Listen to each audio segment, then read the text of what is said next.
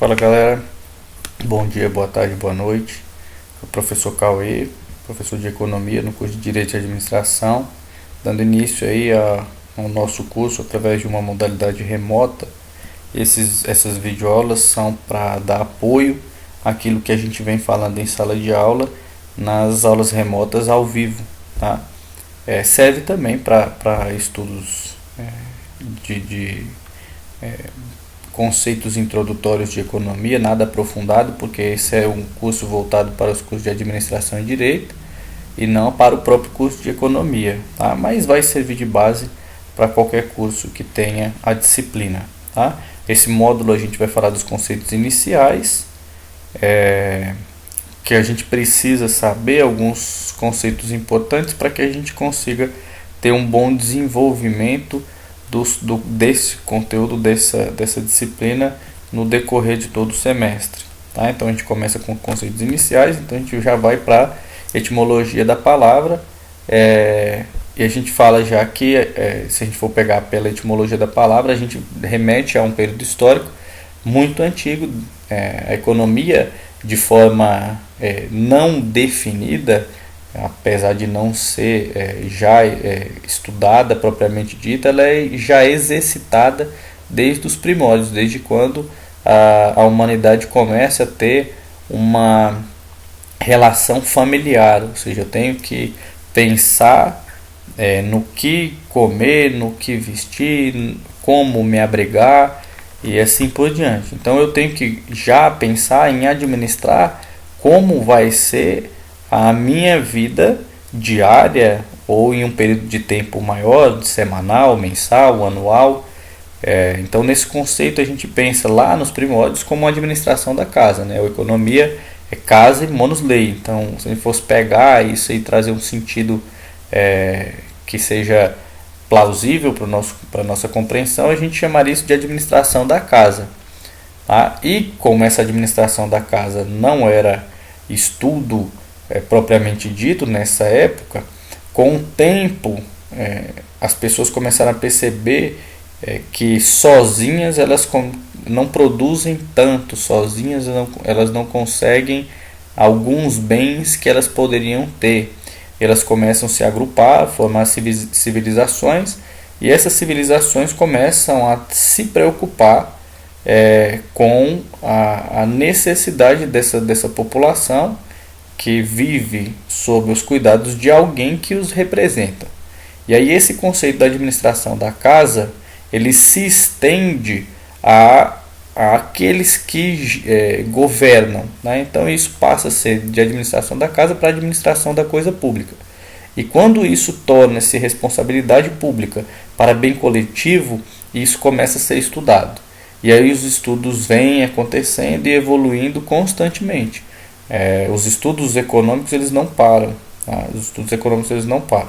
Algumas das nossas teorias econômicas elas perduram até hoje, algumas com algumas variações. Então a gente fala muito do modelo keynesiano, que dá princípio a uma boa parte do que a gente entende com relação a essa administração da coisa pública, mas a gente vê estudos mais recentes que trazem o modelo keynesiano neoclássico, o modelo keynesiano clássico, que são algumas versões mais atualizadas desse estudo econômico, tá? A gente considera algumas outras variáveis e alguns outros reflexos com base nas decisões do governo no cotidiano, no cotidiano das famílias e da sociedade, tá? Então a gente tem que entender que a economia a gente vai estudar como sendo a administração da casa ou a administração da coisa pública, tá? Dentro desse conceito a gente tem que pensar o seguinte: quando a gente está falando de sociedade, a gente pensa em pessoas, e pessoas elas têm desejos. Se você parar para pensar o que te levou até esse curso que você está fazendo, ou administração ou economia, foi a vontade de crescer como pessoa, poder ter uma condição financeira melhor para adquirir bens que você ainda não tem. Quando você conseguir atingir esse seu objetivo e adquirir alguns bens que na sua cabeça estão distantes, Ao momento que você adquirir esses bens, você vai criar uma nova necessidade de querer outros tipos de bens. E nessa de querer outros tipos de bens, isso vai se tornando algo cíclico. Eu consigo alguma coisa, desejo outra. Eu consigo alguma coisa, desejo outra. O que eu estou falando isso? Eu estou falando que as necessidades humanas elas são ilimitadas, ou seja, os desejos da população são infinitos. Só que o desejo da população é infinito e o que ela deseja é um bem material. Na maioria dos casos, quando a gente fala de aquisições, a gente está falando de bens materiais ou serviços, né? Bens ou serviços. E aí, quando a gente está falando de bens ou serviços, a gente tem a noção de que os bens eles não são produzidos de forma ilimitada. Os bens eles são produzidos em um número que seja possível, porque eu preciso de matéria-prima, eu preciso de tempo, eu preciso de local, eu preciso de fatores de produção. E nesse contexto entra os conceitos econômicos. Os desejos são infinitos, mas os bens e os serviços são finitos. Como é que eu vou trabalhar para que nada falte para ninguém? Então a ideia da economia é trabalhar a melhor forma possível para que os bens cheguem a todos, dada algumas restrições, né? Então eu tenho poder de compra, eu tenho capacidade de uso para esse bem. Então a economia vai tentar equilibrar esse mercado para que os bens não acabem, ou seja, os recursos finitos não cheguem ao fim, né? Então a gente tem, por exemplo, a gente pode falar da produção de minério, né? Se todo mundo quisesse construir, por exemplo, uma usina siderúrgica para produzir aço ou algo do tipo, se todos os países em todos os seus estados e muitas pessoas quisessem fazer isso, a extração seria feita de forma desordenada e a gente chegaria ao fim desse material de forma muito rápida, né? E eu considero muito rápida nesse contexto. A gente fala de uma mineradora que tem uma perspectiva de vida útil de 400 e poucos anos. A gente diminui essa vida útil quando a gente começa a consumir de forma descontrolada, tá? E aí vem esses conceitos econômicos que tentam falar assim, não, vamos controlar isso para que seja viável a produção de apenas algumas pessoas, de algumas empresas, para que esse produto não chegue ao fim e aí a gente sinta falta desse bem futuramente, tá? Então é mais ou menos essa ideia do que a economia tenta fazer, tá? Só que pensar nisso gera alguns problemas que a gente chama de problemas econômicos fundamentais, que são essas três perguntinhas: o que e quanto produzir, como produzir, para quem produzir. O que e quanto produzir está destinado ao tipo de bem. O que eu vou produzir? Ou bem ou serviço, tá? Sempre que eu falar bem, a gente pode associar bem e ou serviço, tá? Então o que eu vou produzir? Então eu posso pensar no curso de Direito, quando vocês se formarem, provavelmente vocês vão pensar em exercer uma área do direito. Então, eu quero ser tributarista, eu quero quero trabalhar na área civil, na área penal, eu quero trabalhar com Constituição, na constitucional, eu quero trabalhar na área familiar, na área trabalhista. Então, eu vou nesse leque de possibilidades escolher aquilo que eu vou produzir. Então, o que eu vou produzir? Eu vou produzir um serviço de advocacia trabalhista, beleza, escolhi o que eu vou produzir. Mas quanto que eu vou destinar do meu tempo, porque o serviço está relacionado a tempo. A gente se limita na produção de serviço ao tempo que a gente tem. Eu não tenho como produzir mais do que 24 horas por dia, né, em um dia. Então eu tenho esse limite de 24 horas por dia. Mas quanto que eu vou produzir? Será que eu vou terminar a faculdade e vou começar a produzir as 8 horas semanais, que é a jornada de trabalho comum aqui no Brasil? Vou produzir essas 8 horas semanais? Será que vale a pena? Eu tenho público para isso? Tá? Se eu tiver, aí vou continuar no exemplo do curso de Direito e depois eu faço um exemplo voltado para o curso de Administração. Então, se eu pensar nesse sentido, eu vou pensar, e aí, escolhi quanto produzir, vou produzir isso, como eu terminei a faculdade agora, eu não tenho tanto um portfólio para apresentar com casos que eu defendi. Então, certamente eu não vou ter um público muito grande solicitando meu serviço. E aí eu defini que eu vou trabalhar ali 4 horas, 4 horas diárias, ou só 3 horas diárias. Então eu consigo otimizar o resto do tempo que eu tenho para trabalhar com outras empresas ou trabalhar em outros escritórios. Isso aí fica a critério de quem está se disponibilizando nesse tipo de mercado. Aí eu penso, como que eu vou produzir isso? Geralmente esse como produzir está relacionado à tecnologia ou processo. Quando vocês forem desenvolver uma defesa, uma acusação, vocês vão ter que seguir um caminho. Como que eu vou seguir? Qual o caminho que eu vou seguir? Então eu vou padronizar esse caminho.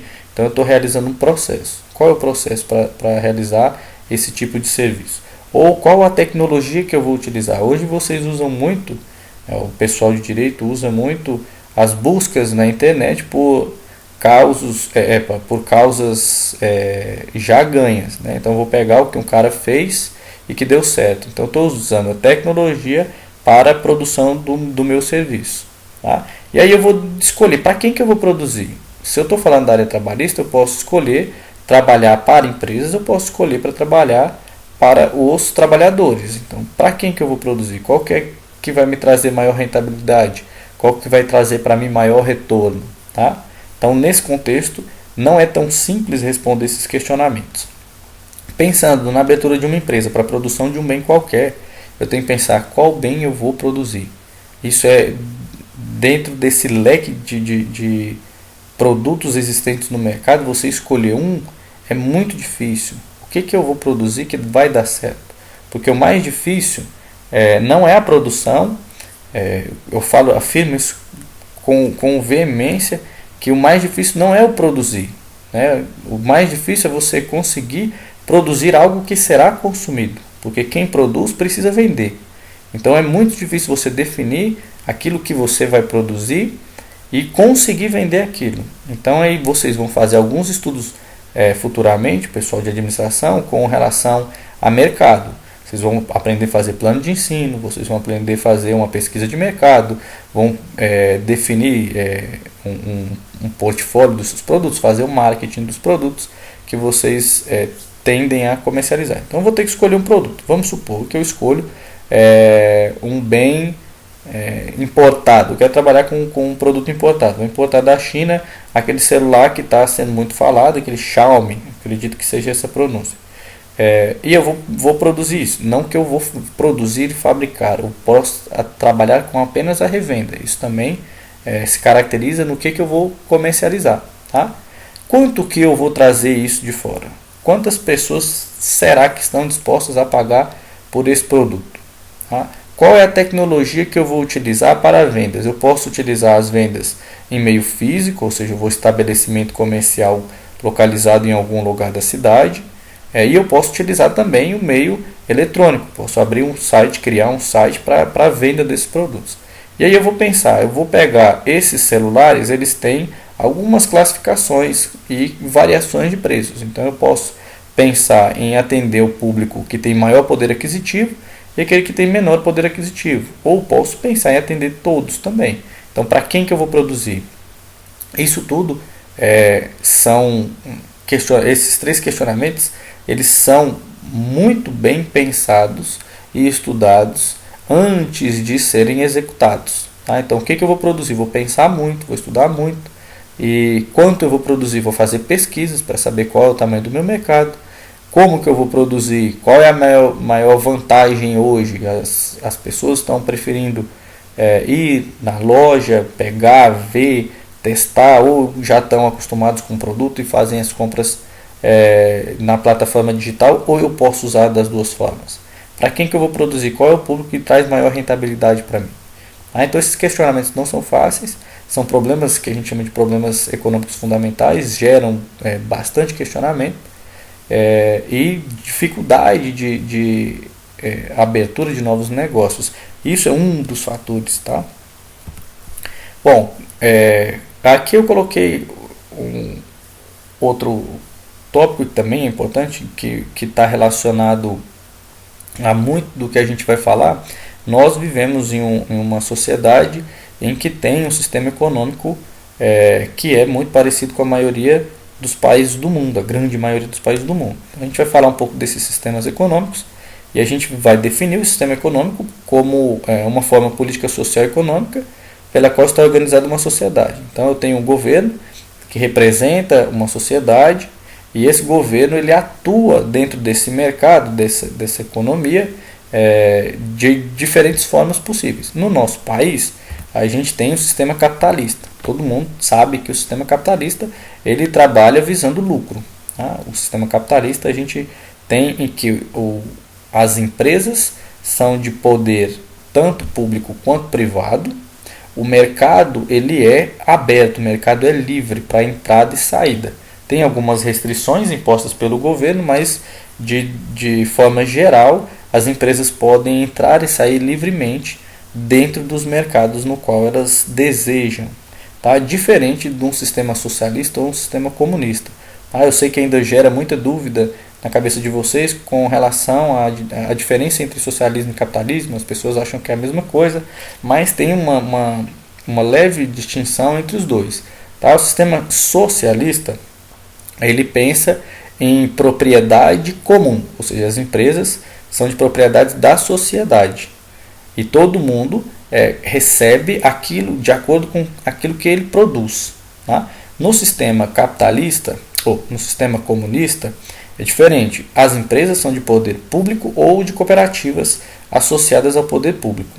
E os produtos, os bens fabricados são divididos de forma igual, não de acordo com a necessidade, mas de forma igual. Então, socialista, ele é poder, as empresas são da sociedade, não tem dono, é de todo mundo.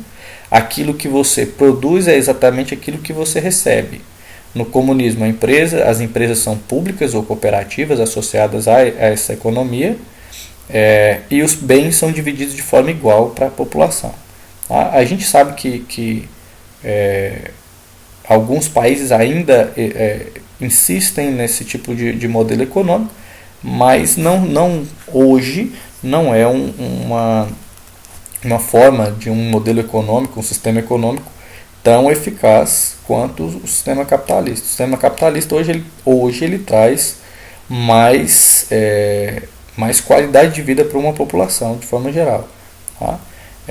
Professor, mas eu vejo aí a China, por exemplo. A China está crescendo muito há muito tempo, cresce muito.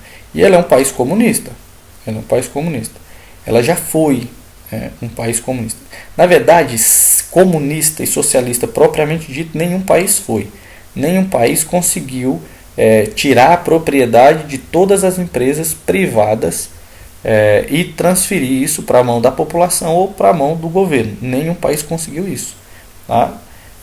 Algumas empresas, mesmo que pequenas empresas, elas são de poder privado. Então, sendo assim, nenhum país conseguiu ser 100% socialista ou 100% comunista. Tá? No caso da China, ou também da Rússia, eles perceberam que existia uma possibilidade de aumentar a produtividade do país, ou fazer com que o país crescesse, deixando que o mercado ficasse um pouco mais livre, né, permitindo que empresas se instalassem em seu território e comercializassem seus bens.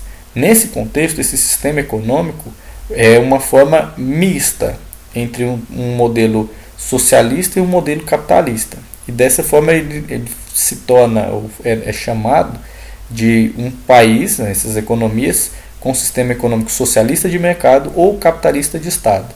Então percebam aí que os dois têm a mistura dos dois sistemas econômicos que eu falei, do sistema socialista e do sistema capitalista. Quando a gente fala socialista de mercado, a gente está falando socialista porque as empresas tendem a ser da população ou do governo, e de mercado porque o mercado está livre para fazer negociações. Tá? E capitalista de Estado também. Eu tenho as empresas públicas e privadas e tenho o controle mais rígido do governo. Tá? Então esses países que ainda tem alguns países que são mais rigorosos com relação ao poder público, né? Que tendem a serem mais comunistas, né? Aí não cabe a gente ficar questionando se é bom ou ruim para aquela situação. Tá? Eu, no meu ponto de vista, hoje não vejo como um sistema econômico tão efetivo, né, que traga maior crescimento econômico e qualidade de vida para a sua população.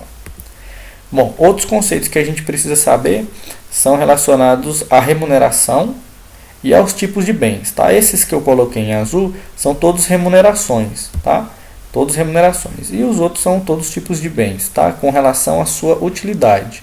Tá? Esses bens com relação à sua utilidade. Então, o salário, ele é a remuneração pela mão de obra, pelo tempo que eu trabalhei para uma empresa, tá? Ou pelo tempo que eu trabalhei dentro da minha própria empresa. Tá? Para quem não sabe, o dono da empresa também tem um salário, né? Também tem um salário, é chamado de prolabore. Então, se eu tenho uma empresa ou se eu trabalho para uma empresa, eu recebo ao fim do mês meu ordenado, que a gente chama de salário. Tá? Se eu tenho um dinheiro e aplico meu dinheiro em algum investimento, e esse investimento é remunerado através de uma alíquota, um percentual daquele valor que eu empreguei, esse percentual, essa alíquotazinha, a gente chama de juro. Então, a remuneração pelo capital aplicado, a gente chama de juro.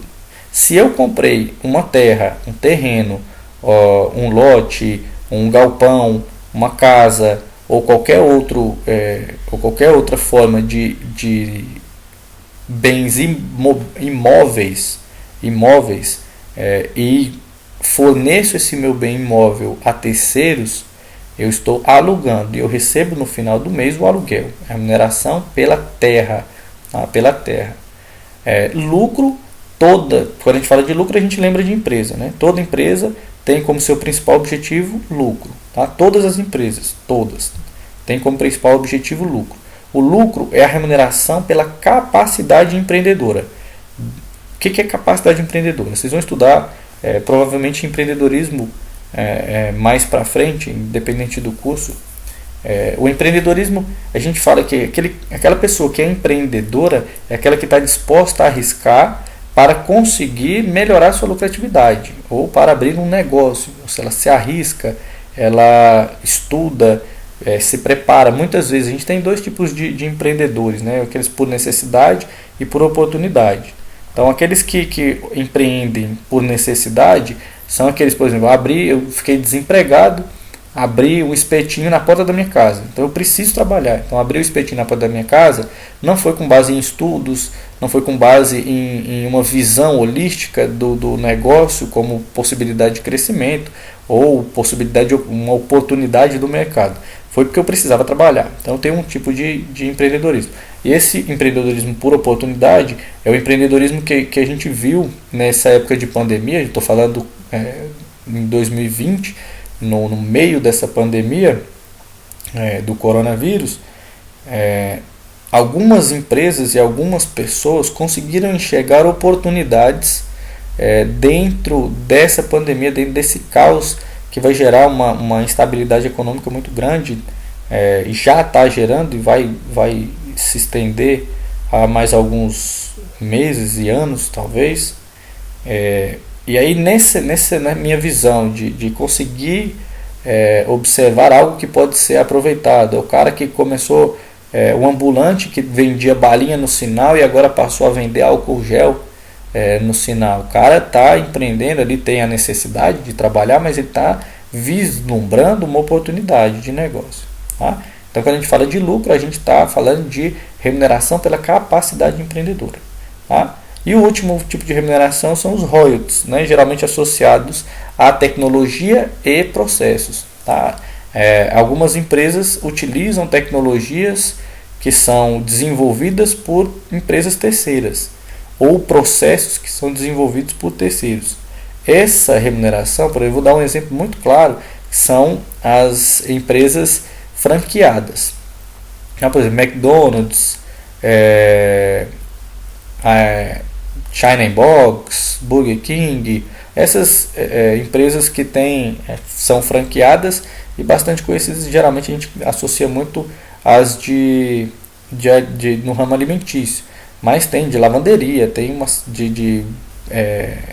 de peças de carro, tem uma gama muito grande de empresas franqueadas. Esse é um exemplo mais clássico, porque eu utilizo a tecnologia ou os processos daquele que o desenvolveu e remunero ele dessa forma. Então eu vou pagar os royalties daquela tecnologia, daquele processo que eu estou utilizando.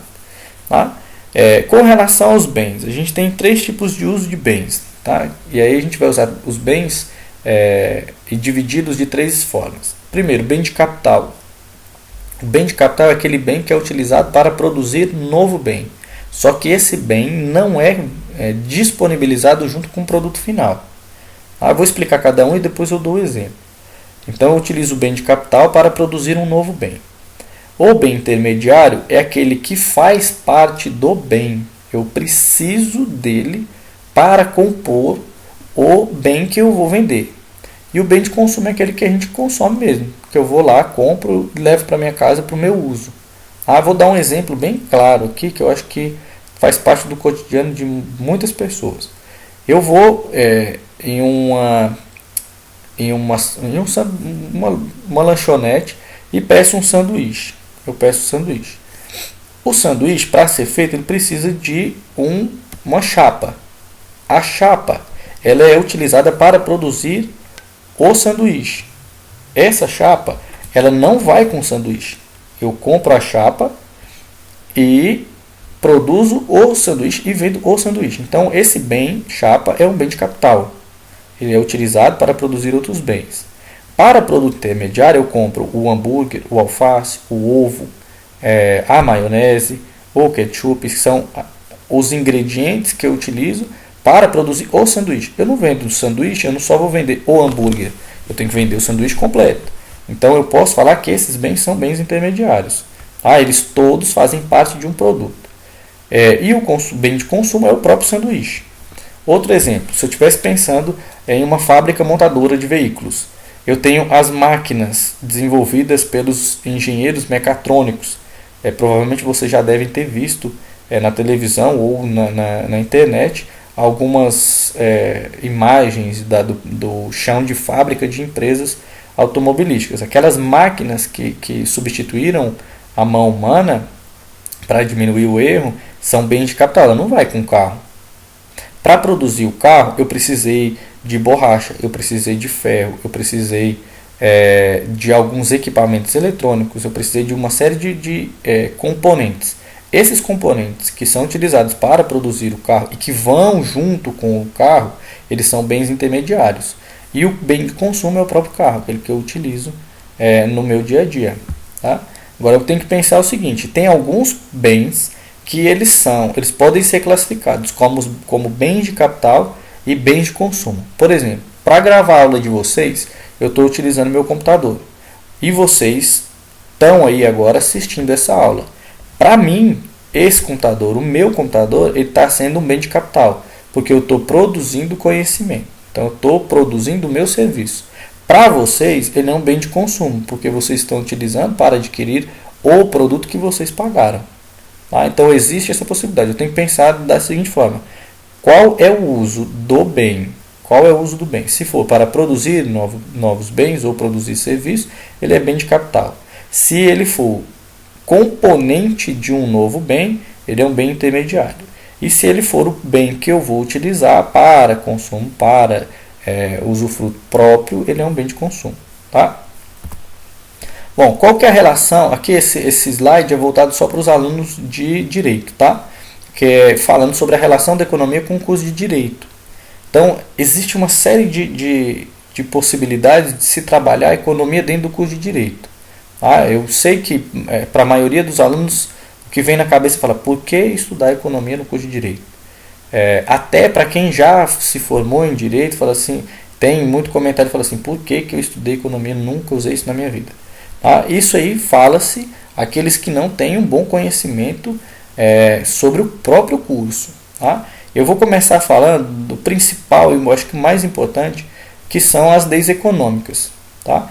Todo mundo já deve ter visto no noticiário que o Senado e o Congresso aprovaram leis principalmente agora nessa época de pandemia, eles aprovaram uma emenda, não lembro se foi lei, medida provisória, que possibilitava a criação de um auxílio emergencial para essa época de pandemia. Essa lei, que libera esses R$ 600 em algumas parcelas para aqueles que precisam, que se enquadram no perfil de pessoas que têm direito, isso vai gerar um impacto econômico. De que forma isso vai gerar um impacto econômico? O governo está gastando mais. Isso vai ser positivo? Isso vai ser negativo? Quem que vai pagar isso? Então, eu poderia colocar isso como um exemplo, acho que um exemplo bem contemporâneo, bem atual. Mas não só isso. A gente tem agora sendo votado, foi proposto pelo ministro da Economia, o Paulo Guedes, uma reforma uma reforma tributária. Nessa reforma tributária, ela é proposta e isso vira lei. Essa reforma tributária, que é de interesse da população, para que diminua a burocracia ao se pagar impostos, saber qual imposto pagar. Vocês que estão fazendo curso de direito vão ter aí o direito tributário.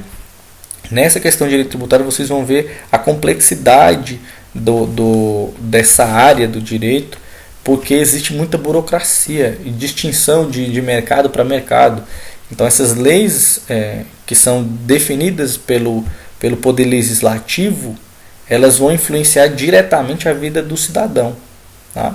E eu, como estudante de direito ou profissional da área, eu tenho que saber como que isso vai passar pelo Poder Legislativo. Algumas leis vêm propostas do Poder Executivo, passam pelo Legislativo, são verificadas a constitucionalidade dela pelo Poder Judiciário e sancionadas. Algumas beneficiam a população, outras não. E aí eu, como jurista, eu tenho que saber se essa lei é viável ou é permitida baseada na Constituição. Já falando de um tópico da Constituição Federal, eu já vou pular ali para o último tópico, que é falando dessa Constituição vigente, que é de 1988. E se vocês olharem, quando vocês estiverem estudando, acredito que nos próximos semestres, a Constituição Federal tem muitas leis relacionadas à economia. Tá? As leis relacionadas às finanças públicas, elas são todas colocadas de forma detalhada na Constituição de 88. Por exemplo, o Poder Executivo tem que apresentar um plano plurianual, que é o plano de gastos do governo para 4 anos, 3 anos do mandato do Poder Executivo, mais 1 ano do seu sucessor. Então, por exemplo, a gente está no governo Bolsonaro. O governo Bolsonaro está no 2º ano. No governo do Bolsonaro, ele está no 1º ano da sua PPA, que é do seu plano plurianual. Então, o ano passado ainda estava vigente o plano plurianual no governo Dilma Temer. O PPA foi proposto pelo governo Dilma, enquanto ela ainda era presidente. Não pode ser alterado. Quando o Temer assume, permanece a PPA do governo Dilma, e o Bolsonaro teve que ficar 1 ano sob esse regime. E aí, agora no 2º ano de mandato, ele propõe mais 4 anos, uma nova PPA para mais 4 anos, ou seja, 3 anos do mandato dele, mais 1 ano do seu sucessor. Fora a PPA, a gente ainda tem a LDO, que são as leis das diretrizes orçamentárias. Essas leis têm vigência aí de mais ou menos 2 anos, 2 anos e meio. Nesse contexto, são colocados os gastos previstos para aquele período. E, por último, tem a LOA, Lei Orçamentária Anual. Todos os anos tem que sair o que o governo vai gastar, como que ele vai gastar, de onde ele vai tirar esse dinheiro. Então, isso está previsto na Constituição. Outro ponto importante com relação, a gente fala de economia, de fornecedores e compradores, os fornecedores e os consumidores. O que me garante que eu não serei lesado ao comprar um bem? O que me garante que eu não vou ser lesado é a lei, algumas leis que foram propostas de direito do consumidor. Então, os consumidores têm direitos e também têm deveres. Da mesma forma, os fornecedores têm direitos e deveres. Isso, infringindo a lei, eles são penalizados, né? Devolução do bem, indenizações, uma série de outros fatores. E também uma coisa que possibilita a economia girar de forma mais livre são as leis antitrustes. Primeiro, o que é trustes? Trustes são empresas grandes que se juntam, fazem fusões e tornam-se empresas monopolistas, ou seja, somente esse grupo produz aquele tipo de bem. E o monopólio, a gente vai estudar isso mais para frente, mas o monopólio não é bom para a população, o monopólio não é bom para a sociedade. Tá? E aí o governo tenta fazer com que esses monopólios não se criem. Tá? E algumas leis para fazer com que o mercado se torne competitivo são criadas. E essas leis que possibilitam esse livre mercado e concorrência justa e leal são as leis antitrustes. Tá? Então, isso aqui é só uma parte do que a gente fala, que a gente pode relacionar dentro de economia e direito, que eu acho que já é base suficiente para que quem está cursando o curso de direito tenha uma vontade a mais de se aprofundar no assunto. Tá? Aqui a gente vai aprofundar muito em algumas questões. Além de estar relacionado ao curso de direito, está também relacionado à questão do cidadão. Então, eu faço a relação entre economia e direito, economia e administração. Com relação à economia e administração, está relacionado intimamente, porque a gente está falando de fornecedor e comprador, e o administrador está do lado do fornecedor. Né? Ele vai fornecer os bens. Então, não preciso fazer relação, porque faz parte do cotidiano do administrador. Mas ela faz parte também do cidadão. Se eu não entendo de economia, eu não sei o que um governante está propondo e que ele vai poder realizar. Eu vou dar um exemplo claro. Nas últimas eleições presidenciais, uma proposta do governo Bolsonaro era diminuir a alíquota do imposto de renda para 5% para todos que recebam acima de R$5.000. Quando ele propôs isso, eu falei assim, ele não vai cumprir isso aí, porque isso vai gerar um rombo nas receitas do governo que ele não vai ter não vai ter de onde tirar para suprir. A gente já vive em um período de déficit fiscal, ou seja, a gente gasta mais do que arrecada, e aí o governo fala, candidato a governo, ele fala que vai diminuir a receita do governo. Se ele já não está tendo receita para pagar suas despesas, como é que ele vai diminuir? Então acho que isso é uma proposta que não daria certo. E foi uma das propostas que eu comentei em uma das minhas aulas, ainda no regime presencial, com uma turma nesse momento de eleição. Eu vi que estava todo mundo eufórico boa parte dos alunos eufóricos pela eleição do então presidente, né? Mas eu quis mostrar alguns pontos que ele falou e que não daria certo. Né? E isso aí eu vou ter noção quando eu terminar esse curso. Eu já vou ter noção. O governo vai fazer isso. Não vai dar certo. No final do curso vocês vão conversar e vão falar isso para mim. Realmente, professor, você falou e a gente consegue perceber melhor. Então, o curso de economia não é para quem faz administração, não só para quem faz administração, não só para quem faz direito, mas ele vale para todos que vivem em uma sociedade que querem o melhor para a sua população. Bom, o estudo econômico ele é dividido em 4 partes. Tá? Nosso curso é introdutório, dividido em 4 partes, e a gente, como está falando de um curso introdutório voltado para quem está estudando economia, quem está estudando direito e administração, a gente vai limitar um pouco o nosso estudo. Ele é dividido em 4 partes, a micro, macro, macroeconomia, economia internacional e desenvolvimento econômico. Os 2 últimos tópicos a gente não vai abordar dentro desse curso, tá? Que eu precisaria de mais tempo. Só falar de micro e macro a gente vai ter muito assunto para discutir, muita coisa para aprender. Na economia internacional a gente fala de uma forma mais superficial, e desenvolvimento econômico, de certa forma, quando a gente fala de macroeconomia, tanto a economia internacional quanto o desenvolvimento econômico, eles são abordados de uma forma superficial quando a gente fala de macroeconomia. Tá? Então, os 2 tópicos que a gente aborda são a microeconomia e a macroeconomia dentro do curso. A partir do próximo módulo, a gente começa com os conceitos iniciais de microeconomia, falando de demanda, oferta e ponto de equilíbrio, tá bom?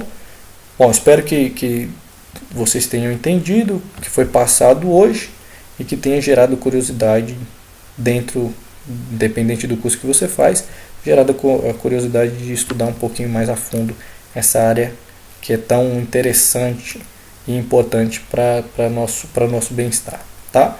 Bom, obrigado, boa noite e até a próxima.